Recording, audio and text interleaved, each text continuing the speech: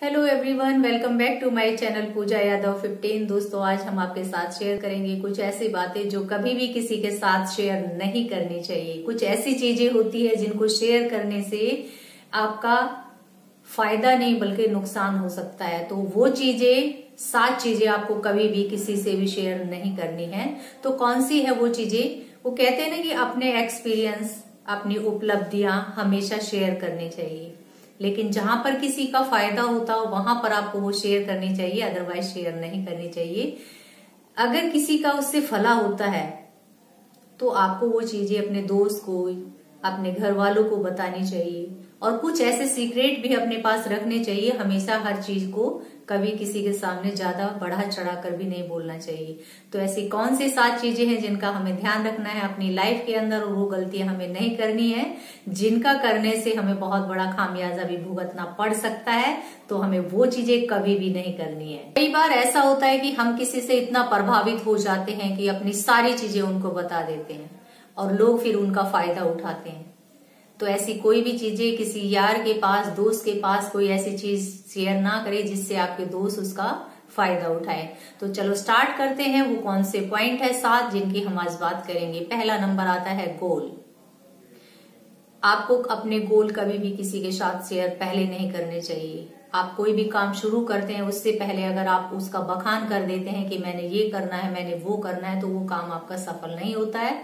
तो आपको कभी भी अपने गोल पहले नहीं बताने चाहिए। एग्जाम्पल के लिए मैं आपको बताती हूँ, 2 दोस्त होते हैं, आपस में बातें करते हैं, और एक दोस्त को बताता है कि मैं अपनी तैयारी कर रहा हूँ, मुझे पुलिस में IAS बनना है, उसकी मैं तैयारी में लगा हूँ। दोस्त बड़ा खुश होता है, अच्छी बात है भाई, करो तैयारी तुम।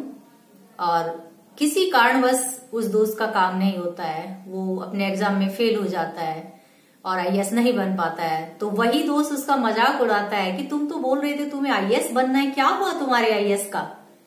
तो इसलिए मैं आपको बता रही हूँ कि पहले ही अपना कोई काम किसी को मत बताओ। अगर काम पूरा हो जाए उसके बाद में बताइए कि मैंने ये काम कर दिया है। अगर आप पहले बताते हैं उस काम को और वो नहीं होता है तो फिर आप मजाक के पात्र बन जाते हैं। तो आपको कभी भी अपने गोल पहले नहीं बताने चाहिए। फर्स्ट पॉइंट तो ये हुआ। अब आता है सेकंड पॉइंट, इनकम। आपकी कितनी इनकम है, आप कितना कमाते हैं, कम कमाते हैं, ज्यादा कमाते हैं, कभी भी आपको अपनी इनकम किसी के साथ शेयर नहीं करनी चाहिए। अगर आप शेयर करते हो तो कहीं ना कहीं लोग आपसे उम्मीद लगाकर बैठ जाते हैं, और जब आप उम्मीद लगाता है आपसे कोई और वो आप उसकी उम्मीद पर पूरे नहीं उतरते हैं तो फिर आप कहीं ना कहीं बेइज्जत भी होते हैं। जैसे इनकम आप किसी को बता देते हैं, 2 दोस्त होते हैं, वो आपस में बातें करते रहते हैं, एक ही ऑफिस में काम करते हैं, और वो एक इंसान से बताता है कि भाई मेरी इनकम इतनी कम है कि मैं घर के खर्चे बहुत मुश्किल से चला पाता हूँ, अपनी घर कम इनकम है, क्या करूं क्या ना करूं।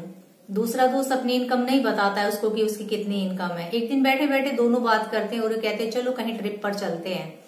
यार दोस्त अपना प्लान करते हैं और चलते हैं कहीं घूमने के लिए। जिस दोस्त से उसने बताई थी कि मेरी इनकम कम है, वो भी बोलता है कि चलो मैं भी तुम्हारे साथ चलता हूँ, बहुत दिन हो गए मैं कहीं घूम के नहीं आया हूँ। तो पहला दोस्त उसको कहता है यार तुम्हारी इनकम तो इतनी कम है, तुम कैसे जाओगे? तुम नहीं जा सकते ना, तुम्हारे पास इतनी कम इनकम है, तुम्हारा घर का खर्च बड़ी मुश्किल से चलता है। तो अगर तुम यहाँ पर वो इन्वेस्ट कर दोगे तो पूरा महीना अपने घर का खर्चा कैसे चलाओगे?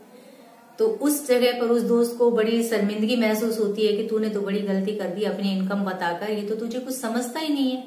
तो आपको कभी भी किसी से अपनी इनकम नहीं बतानी चाहिए। थर्ड नंबर आता है दोस्तों, अपनी प्राइवेट बातें, अपना पास्ट। आपको कभी भी किसी को नहीं बताना है आपके पास्ट में आपके साथ क्या हुआ है, क्या नहीं हुआ है। कुछ अच्छी बातें हैं, कुछ बुरी बातें हैं, कुछ खट्टी है, कुछ मीठी है। तो आपको अपना पास्ट कभी भी किसी को नहीं बताना है। क्यों नहीं बताना है?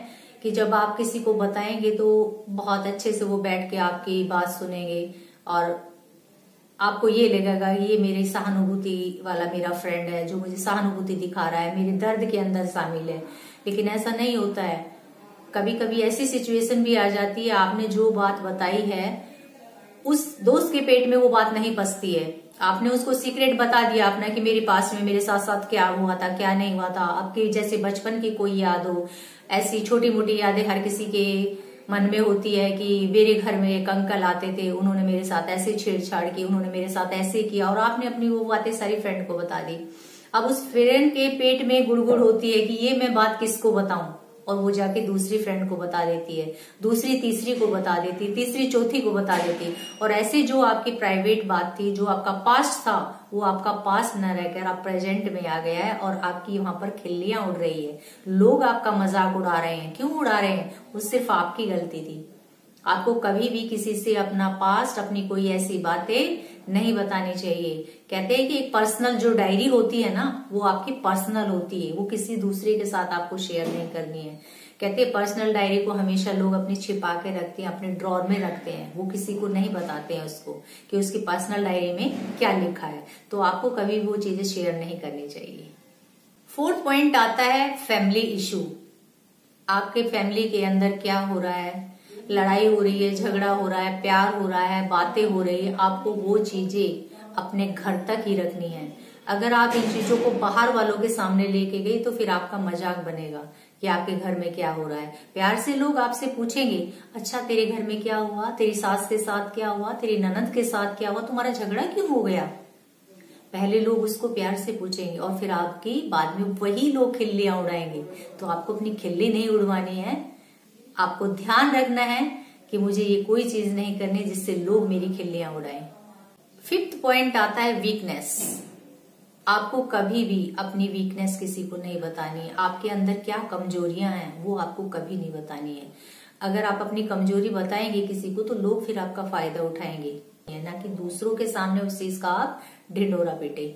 जैसे एक दोस्त किसी को बोलता है, एक ही ऑफिस में काम करने वाले लोग होते हैं, दोनों दोस्त, और वो एक दोस्त से बोलता है, यार मेरी आदत ऐसी है कि मैं किसी को काम करने के लिए मना नहीं कर सकता। अगर कोई मेरे को ये बोल देना, यार तू मेरा ये काम कर दे, तो मैं कर देता हूँ, मैं मना नहीं करता।